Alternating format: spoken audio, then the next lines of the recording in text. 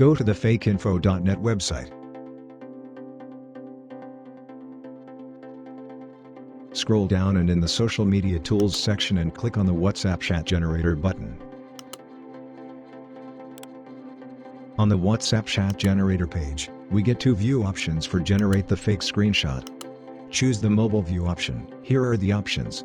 You can hide the header and footer from here. Choose the OS platform that you want. Set time and battery percentage.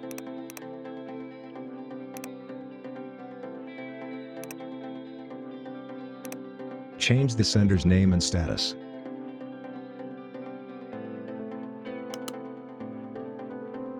Choose profile pic.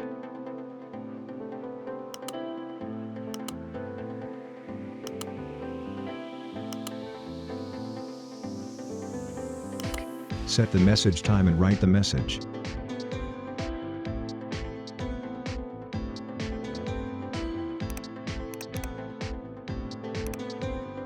And click the below button to add the message. Now for the reply the message, go to the person to option. Set the message time and write the message.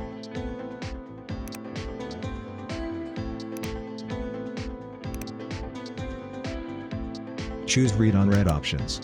And click the below button to add the message.